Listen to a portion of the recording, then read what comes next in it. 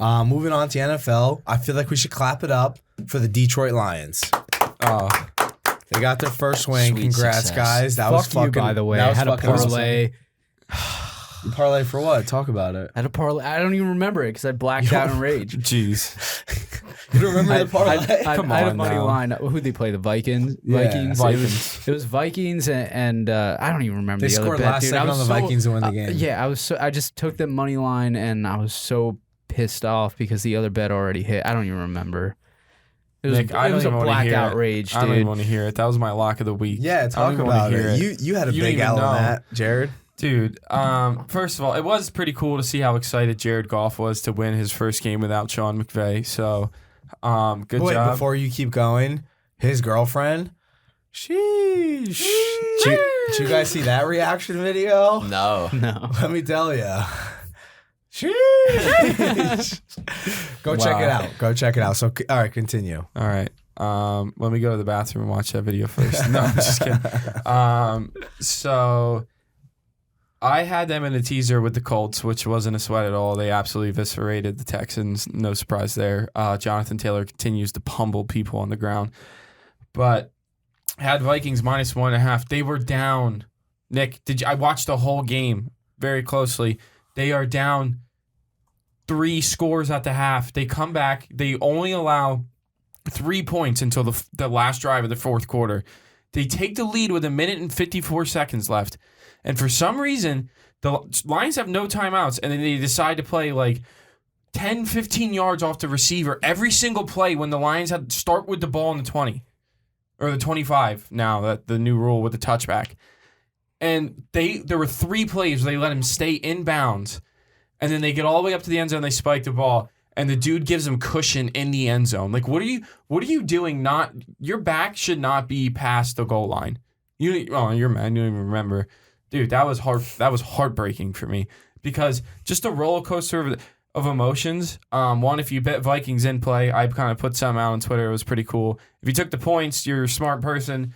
That's what I did. I did not bet the money line because I couldn't handle double defeat because look at that. They ended up losing, and I lost my teaser, which it shouldn't have happened. And I don't think anyone should blame that loss on Kirk Cousins either. The defense played absolutely terrible. They didn't even have their running back, DeAndre Swift, and they made Jarrid Goff look really good. Throughout the most of that part of the game, he looked pretty good. Weird to see, though, that he was more excited to win that game than that when the Rams went to the Super Bowl, though, if anyone remembers. That kind of threw me off. Yeah, I think it was awesome to see them win, and that does suck. You're right, though. I know we make fun of Kirk Cousins a lot, but he did play well. It's just hilarious that it would be him to lose to the Lions. 2-26 in the fourth quarter. Yeah, he's also, dude, he's a Washington product a little bit. We did not like that. No. There was some pain there. And we were watching it the other day, and I was like, dude, if there's ever a quarterback to lose to a team that hasn't won this late, double-digit weeks in the year, it's Kirk. He's been playing really well, too. He's had an MVP-like season. Go look at his stats. Oh, next topic. Yeah. Let's talk about, no, you know what? I'm taking over. Let's talk about the new Washington. You sound like a swear. Let's talk about the new Washington. Go look at his QBR. Can they lose to anybody? Ever? Like, is it possible? That's my question. So that's funny because that was my lock last week, and looking at the board now on Wednesday, I can't help but bet against them again, but we'll get to that, of course. Bing bong. Yeah, they're in the playoffs right now. That's pretty sweet. Taylor Heineke, that's awesome. I'm just happy to be here. I feel like the defense is playing better without Chase Young. Is that just me? I think they're rallying. Dude, all right. Their whole first part of the year, they were soft. Like, they were soft. Chase Young was playing. Well, yeah, but they were soft. They're ferocious. They're a little bit more themselves from last season. Like, it just seems like they want it more. Like, you weren't seeing these guys involved like they are. Dude, the interception on 2-point conversion last year, 100%. The first half of this season, no shot. Dude, he's going to be 5 yards off the tight end, and you're chalked. Going from one team to another, the Giants are in a state of crisis. They fucking suck. I saw this. Joe Judge said the most outrageous thing I've ever seen in my life. He said that the reason they punted down late. The reason they punted against the Dolphins down late is because they wanted to get their punter involved in the game plan. He was going to play a big part in the game that he wanted to get him involved. It was late. It wasn't even like, I think it was like third quarter maybe. I was drinking water and I spit it out reading that. Joe just has to go. He has to be fired with Dave Gettleman. He has to be. And that's the worst thing, because I always thought he was a pretty decent head coach. But when you say shit like that, I just want to, But he flies under the radar, dude. Like, there was a reason they were fighting in preseason. But now. There's no leadership in there. Mm-hmm. So writing was on the wall all the way back before the season started. So what I would want to happen is for them to get rid of, obviously, Gettleman, Judge, get rid of DJ, Danny Dimes, get rid of Saquon. I would love to see them sign Jameis for a year, rebuilding year, have Jameis, we'll be competitive in some games, and he's just fun to fucking watch. I love Jameis Winston. The original 30 for 30. Yeah, I love watching him. He'll be fun to watch. But then, we need a legit rebuilding year. Trade off whatever we can for picks and reload for 2022 and then draft a quarterback. Oh, excuse me. This naughty list is getting to me. Draft a quarterback in 2023 when the draft class is much better than this year. That's my hope. But of course, the Giants won't do that because they're fucking stupid. And I hate John Mara and he's an idiot and he does not deserve to be Wellington's son. I thought you said John Mara's about to freak out. Yeah, John Mara sucks. I know, but it's just sound. What's your name on Twitter?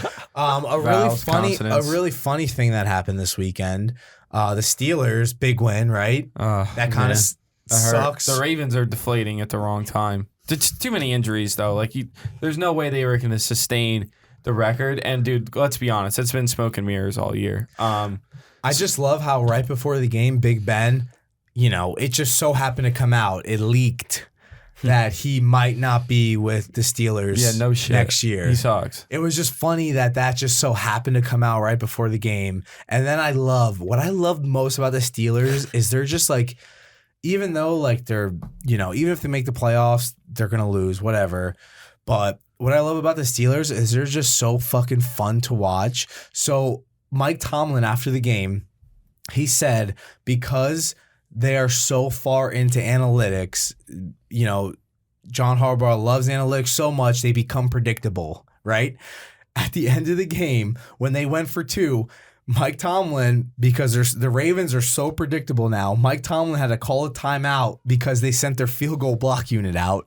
And then, because they're so predictable, the Steelers just didn't cover the tight end. I know. Come on, Lamar. And then he said after the game that the Ravens are just so predictable. That's why they won that game. I mean, that's just comedy. That's their whole organization. Coach, can we get music at practice? I just thought that was really fucking funny because, Mark Andrews wide open. Sucks to say it, but great Lamar pressure from TJ Watt. Lamar missed the throw. He did, but awesome pressure by TJ Watt. Lamar will he's won the big game, right? The huge revenge spot last year against the Titans, but there was no crowd. I just personally feel, because I've been at the game where they lost to the Titans, that when the stadium leaves him or if he's on the road, he very much reacts to the energy.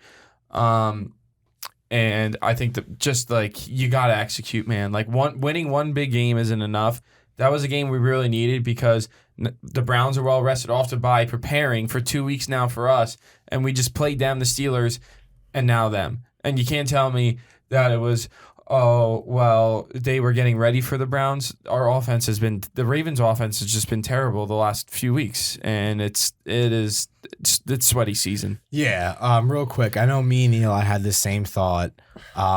Who the fuck decided to bring David Letterman on Monday Night Football? Dude, get him out. I'm a Washington fan, and I love the Eli and Peyton banter. It's the best. But, dude, some of the guests they bring on, David Letterman, this man was talking just like he normally does, just talking out of somewhere.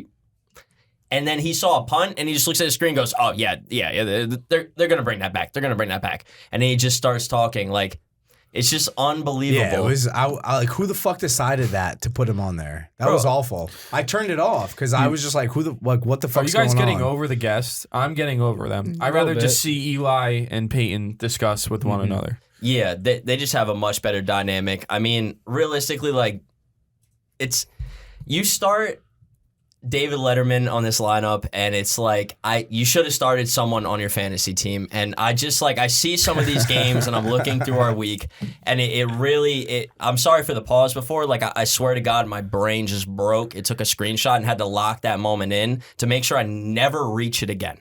So I play against Connor Walsh, our neighbor, our guest last week, the kid I sniped in Halo. Thank you for all the likes and love on that. It was borderline more than you've ever showed us, but shout out to Connor. He's always against me, but I got you, bud. I got you. So I beat him by 15, and the beauty of it is I also play against him in our work league now this coming week, so I'm gonna touch on that. But had a big week, had a blowout against Connor. He had a top 3 score. Shout out to him. Stefan lost to the random whale. Breda, my Meta, 120 points to Stefan's low fever of an 86.6. You at least got to reach for a B+, bud. You can't get a B flat. You're not going to get in a good rapport with your parents on that report card. Team Smith beat the Pawtucket Pats. We could go for hours about this one, but it's all right. Jarrid drops to a weak 11-2. He's still in first place, but you got to understand that Jarrid flops in the playoffs. So we're going to see if he can execute this year. Last year, both championships lost. You hate to see it, but you love to see it when you're not him. And the money is flopping. Hold my Stugats. Ralph Lucchese beats Jake Rubin. 2-11. Jake, I'm sorry. I don't want to go through this. Chicago Beers. Frankie Zayas. He beat Stick It in Cider, beer, apples, I don't know. I stuck it all up in Nicky Q. He beat him by 150%, so it's absolutely brutal. Bullshit. It's absolutely brutal. And then lastly, we got Sags punching out Long Island Slumpbusters. Look, Sags, my phone's locked. This is just you and I. It's mano y mano. Tom did not start 3 people, and you beat him by 30. I'm coming for you. I'm coming for Jarrid. I'm coming for Frank in that bye week in the playoffs, and just let you know, it is on site. Shout out Dusty Locane.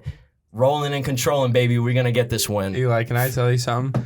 I was pooping at work today. I talked to Sags. He admitted that he is the most smoke and mirrors second place ever. There, he has no business because he doesn't score. And I also remember who dropped 170 this week. I also talked to Tom though, and I roasted him. He says he's actually going to look at his team this week. Yeah, you only said that because he plays against me this week. Too drunk at the wedding. Well, no. Because if he would have won last week, I would have got the bye. Now I need to win this week. So if he would have beat Sags, we were all good. So it is sweaty season in fantasy football. All right, perfect. Moving on. As always, we're gonna end the show with locks of the week. I'll go first.